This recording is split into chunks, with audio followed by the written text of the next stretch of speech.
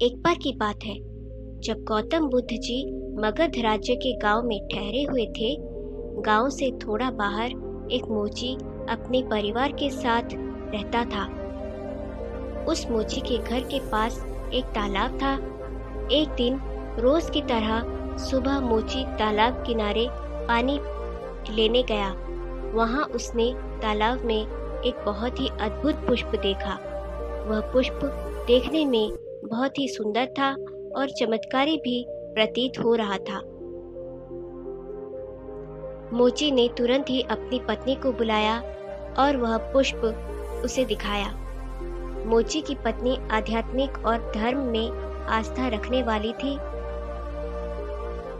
वह पुष्प को देखते ही समझ गई कि जरूर कल यहाँ से गौतम बुद्ध जी गुजरे होंगे। उन्हीं के प्रताप से यह पुष्प खिला है। पुष्प को चमत्कारी मानकर मोची ने एक योजना बनाई। उसने अपनी योजना के बारे में पत्नी को बताया कि वह इस पुष्प को राजा को देगा और उनसे खूब सारी स्वर्ण मुद्राएं लेगा।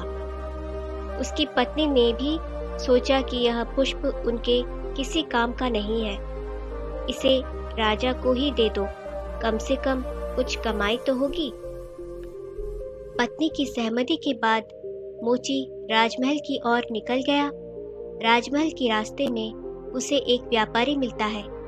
मोची के हाथ में पुष्प देखकर वह रुक जाता है। वह मोची से पूछता है कि भाई, ये पुष्प लेकर कहाँ जा रहे हो? मोची कहता है कि मैं यह पुष्प लेकर राजा के पास जा रहा हूँ। इसे राजा को भेंट करके मैं राजा से मुंह मांगी इनाम लूंगा।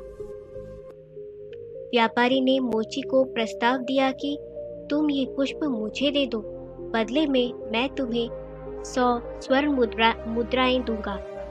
मोची सोच में पड़ गया।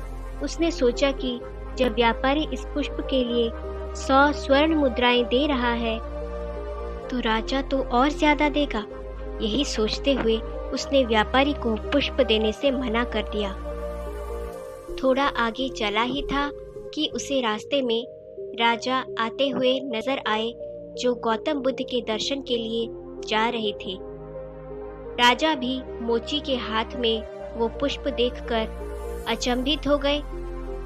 राजा ने मोची को पुष्प के बदले 1000 स्वर्ण मुद्राएं देने के लिए कहा। यह सुनते ही मोची के मन में एक अजीब सी चेतना आई। वह राजा को पुष्प न देकर दौड़ता हुआ सीधे महात्मा बुद्ध के पास जा पहुंचा। महात्मा बुद्ध जी मोची को देखकर हैरत में पड़ गए। उन्होंने मोची से पूछा तो मोची ने उन्हें सारी बात बताई।